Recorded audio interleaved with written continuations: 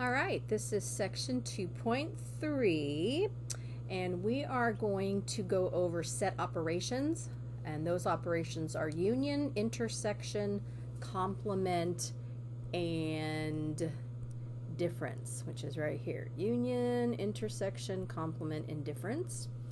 And then we're going to understand the order in which to perform these set operations.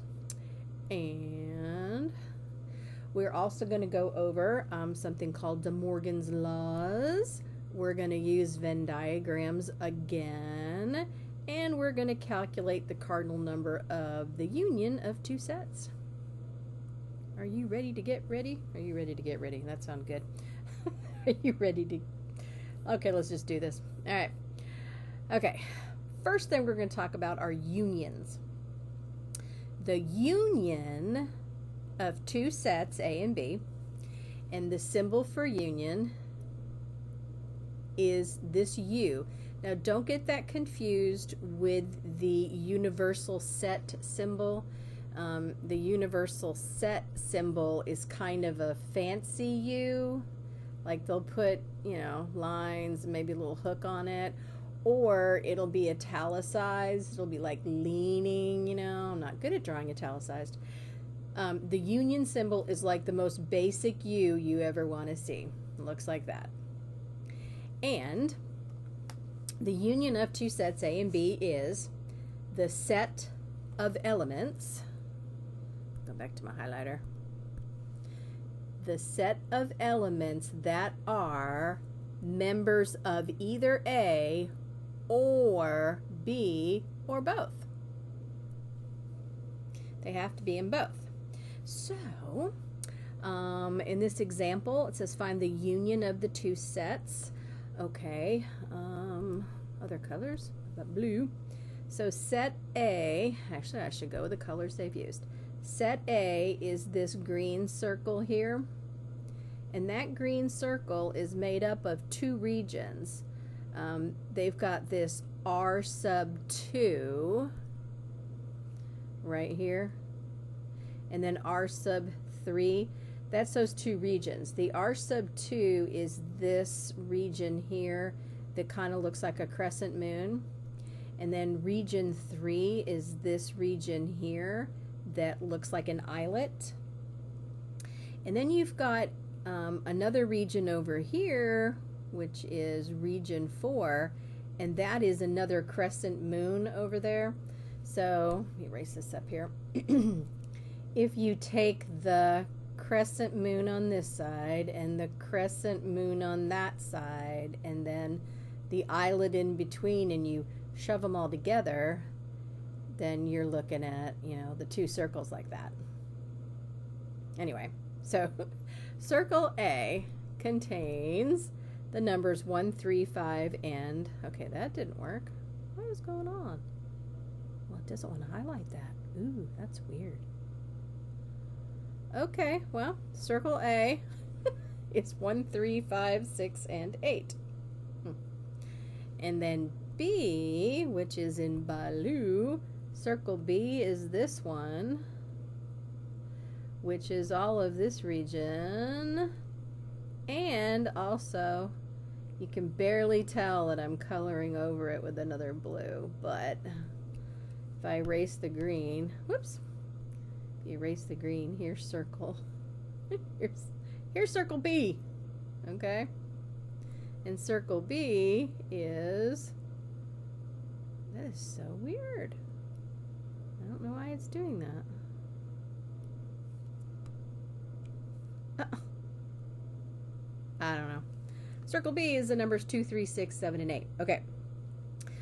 If you're going to do the union, you're going to put everybody that's in A and everybody that's in B in one big happy group. And so let me try a pen instead. So we've got 1 and 3 and 5 and 6 and 8. Here's the 1, here's the 3, the 5, the 6, and the 8. And then in the other, boop, blue, for the blue one, we've got 2 and 3 and 6 and 7 and 8. Well, here's the 2. I've already got the 3. Don't list it twice. I've already got the 6. here's the 7, I've already got the 8. So the thing they had in common were the 3, the 6, and the 8. Just don't write them twice. And that's the union. One big happy family. And if you think about it, the U, the word union starts with a U. Ooh. All right, so that's that. Next, intersection.